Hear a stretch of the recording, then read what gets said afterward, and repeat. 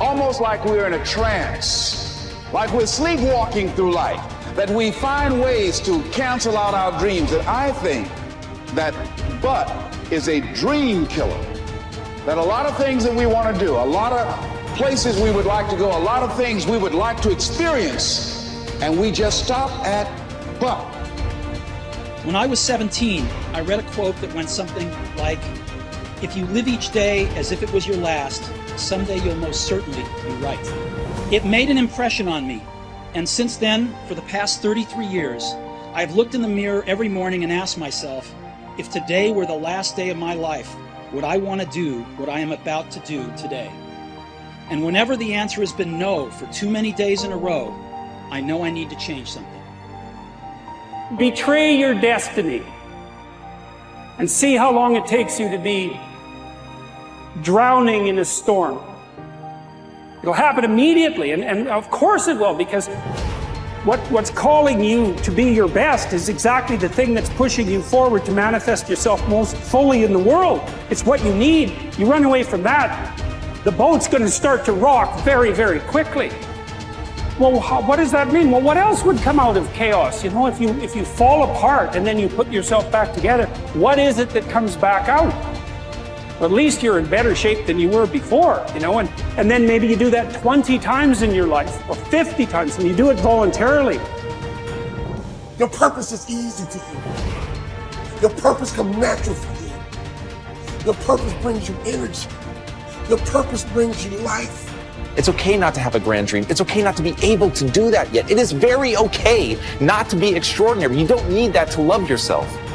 But what you do need is purpose. What you do need is to take that time to define what is it that you're trying to do with your life? Why do you matter? What is it that you're going to be able to bring to yourself and to the world? And it doesn't have to be big. It just has to be real. What would you like to do? What do you believe you've been destined to do?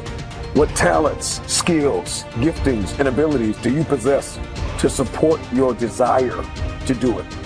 What are your motives for wanting to do it? Why do you want to become what you are looking to become? What steps are you taking to become and to live the life, to make the dream a reality?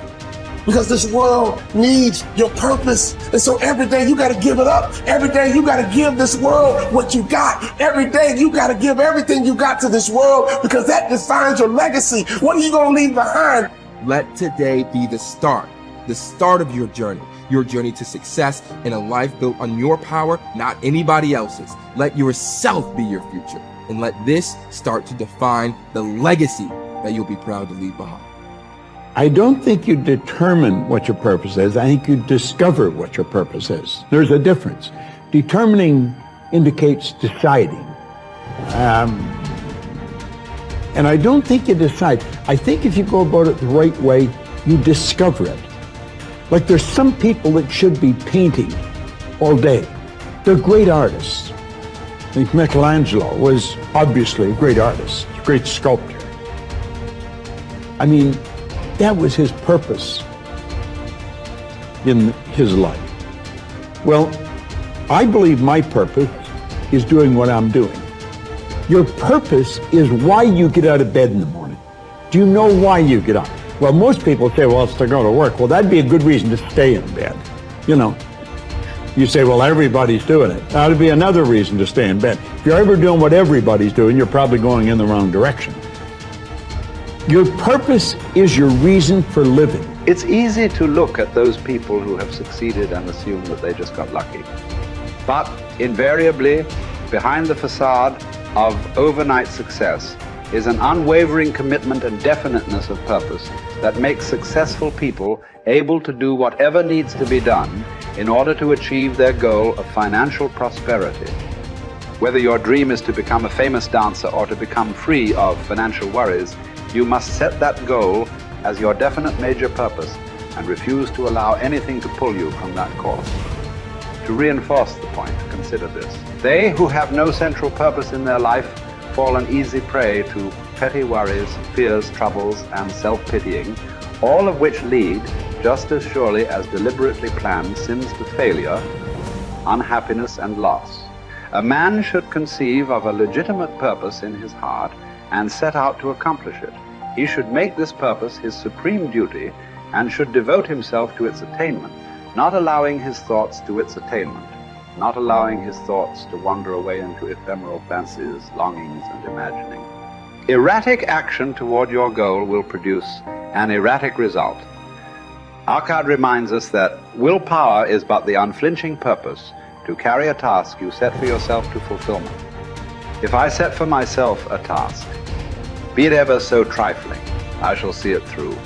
How else shall I have confidence in myself to do important things? What is it that you most want to achieve? Whatever it is, decide your goal and remind yourself of it every day as soon as you wake up. Make everything you do lead to that outcome. Winners are people with definite purpose in life. Take action.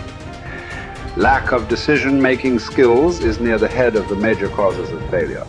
So if not knowing what your definite major purpose causes obvious challenges toward its attainment, then changing your mind every 5 minutes about the target comes a pretty close second. After all, how can the invisible forces of the infinite intelligence mobilize to convert emotionized thought into reality if you keep changing your mind? Procrastination, the opposite of decision. The opposite of decision is a common enemy which practically every man must conquer. Procrastination is motivated by shame. People put off tasks, either consciously or unconsciously, because they believe they will experience shame if they complete the task. Perhaps they feel their efforts won't be good enough, or that their position of authority could be questioned if their attempt is unsuccessful.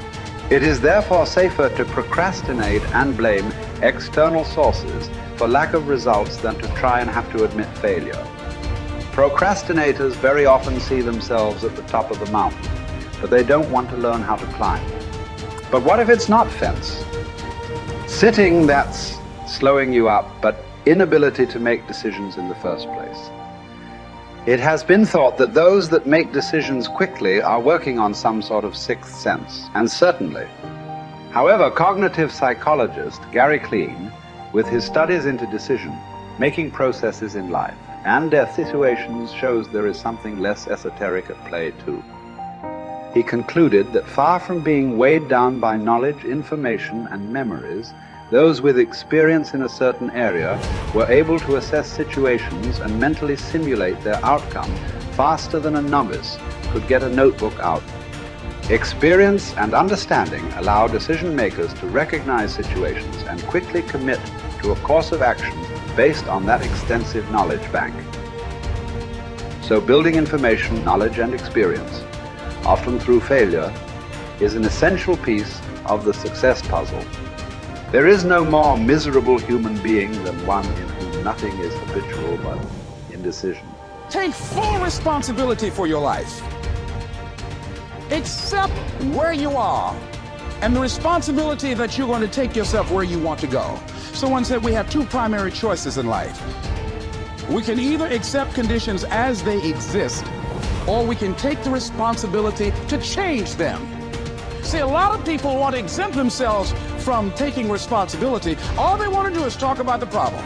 Every time you see them, they'll tell you their story over and over and over and over again.